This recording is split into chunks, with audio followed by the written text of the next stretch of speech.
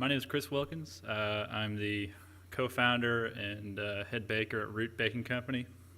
We are a hearth bakery in Charleston, South Carolina, dedicated to the promotion of and use of southern cereals in hearth breads, primarily with natural leavening.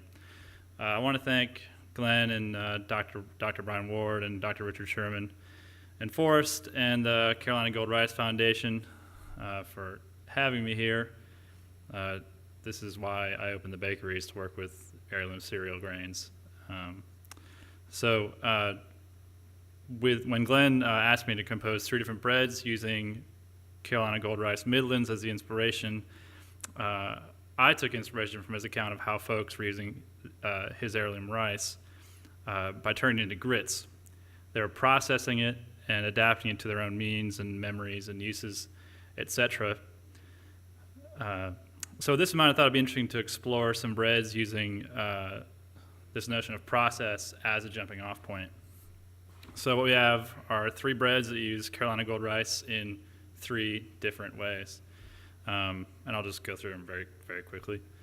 The bread number 1 is the whole wheat, and that's 100% whole wheat, of course. And so the mission here was to explore what usually gets left behind in many roller milling operations, as well as sort of explore the compromises we make as bakers and eaters with our breads. So the point where texture and flavor kind of reach a meeting point.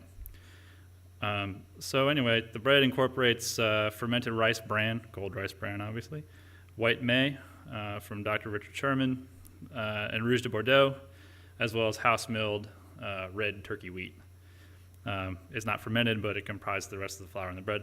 And it's the heartiest bread we have, and given that both white May and rice bran lack the traditional desirable qualities that many bakers like myself look for with grains we ferment at length, I was initially worried, but I can say I think that it's turned out pretty darn good.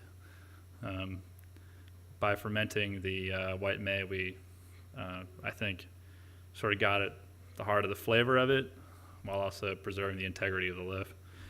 So I think the flavor profile of it for the May, for me anyway, was sort of a tobacco flavor, a sweet flavor, almost like overripe fruit, and kind of a cinnamony spice from the Rouge de Bordeaux. The second bread is a red May, red 5 turkey, and fermented and cooked Carolina Gold Rice Midlands and soaked benet seeds. And this one we were trying to explore cooked rice in an artisan loaf. So we used sifted turkey flour to give the bread a little more lightness. And the flavor here I'm thinking of would be, the first thing is sort of this peanut flavor from the benet, obviously. But I think what I'm interested in is this sort of cleansing flavor that the rice has. It sort of cleans your entire palate. And I'm interested to see what people think about that. I think it's an interesting thing to explore kind of going forward as we, use this rice in different baking applications. And you also get that sort of wheat sweetness, which is also, I think, typical of naturally leavened, long fermented breads. But I think it's pronounced in this bread specifically. And bread number 3 is the peanut baguette, the African winter peanut baguette. And so this is, I think, the weirdest sounding one, but I think it's one of the more interesting ones we've done. The African winter peanut has a very bold flavor, and so it was almost too bold.